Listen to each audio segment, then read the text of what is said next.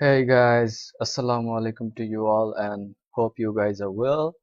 So this is me, Tomalamin, and I'm here to present my final template design presentation. So let's dig in.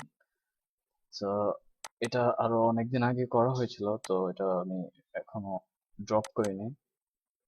তো যদি এখানে আসি আমার 29th-এ, এটা এইখানেই হচ্ছে এটা আমার কমপ্লিট হয়েছে যে 1 তারিখে, মানে জুনের 1 তারিখে আমার এই টোটালটা আমি মানে কমপ্লিট করে ফেলছিলাম। তো দেখি আউটপুটটা কি আসে তাহলে। হচ্ছে আমার ন্যাপ বার। তো ন্যাপ বার হচ্ছে এটা সবসময় এখানে সবসময় মেনু গুলা থাকে, সাব মেনু মেনু। তারপরে এটা যদি আমি রেসপন্সিভ একটু করি তাহলে এই যে এখানে একটা বাটনও চলে আসছে। তো এটা বুটস্ট্র্যাপের কাজ। আর এখানে হচ্ছে আমি প্যারালাক্স ইউজ করছি। আর নিচে যদি থাকলে আর ফন্ট গুলো আসলে চেঞ্জ হয়ে গেছে। আমি আসলে ফন্ট গুলো আমাকে আবার করতে হবে, ইনস্টল করে নিতে হবে। অ্যাবাউট আস সেকশন, এটা আওয়ার ওয়ার্ক সেকশন, এখানে আবার একটা এই গ্যালারিটা ইউজ করা হয়েছে। তো এই গ্যালারিটা হচ্ছে যে এটা একটা প্লাগইন আসলে, এটা জাভাস্ক্রিপ্টের jQuery একটা প্লাগইন।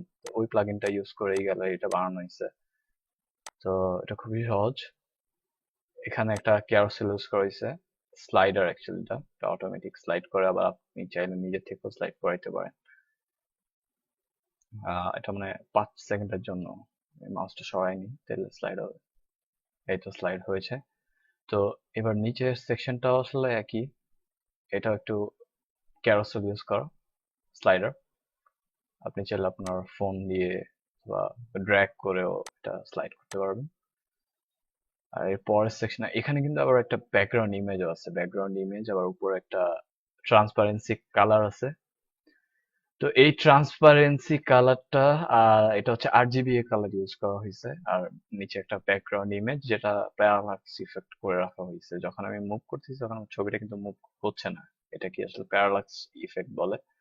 তো এখানে হচ্ছে 3টা সেকশন, এই 3টা সেকশনের মধ্যে হচ্ছে প্রাইসিং, এই এই যা যা তারা প্রোভাইড করে। এখানে আমি যদি রিলোড দিই তাহলে একটা অ্যানিমেশন পাওয়া যাবে। এই যে আমার এই অ্যানিমেশনটা, এখানে একটা অ্যানিমেশন ইউজ করেছে। এটা একটা কাউন্টার, এটাও একটা jQuery একটা প্লাগইন। এখানেও একটা ব্যাকগ্রাউন্ড ইমেজ আর একটা অপাসিটি ইউজ করা হয়েছে। আর ক্লায়েন্টস এর জায়গাটাও আর একটা হচ্ছে ক্যারোসেল ইউজ করা হয়েছে। আর এর নিচে হচ্ছে টোটালটাই হচ্ছে, এটা পুরোটাই হচ্ছে ফুটার সেকশন। ফুটার সেকশনের মধ্যে সবসময় হচ্ছে তাদের কোম্পানির লোগো, নাম টাম, তারপর হচ্ছে কন্ট্যাক্টাস, তাদের সাথে কন্ট্যাক্ট করার জন্য যা কিছু, এগুলো হচ্ছে তারা ওইখানে ইউজ করে। আর এখানে আমি তাদের লিঙ্ক গুলো হোভার ইফেক্ট দিয়ে করে দিয়েছি। আর এখান থেকে যদি আমি হোমে ক্লিক করি তাহলে তারা আমাকে আবার হোমে নিয়ে যাবে। তো এই হচ্ছে টোটাল ব্যাপারটা। আর এটার যদি আমি এক্সপ্লেনেশন করতে যাই, যদি ইন্সপেক্ট করি, এক্সপ্লেনেশনটা আসলে অ্যাকচুয়ালি এতটাই জটিল এবং বড়।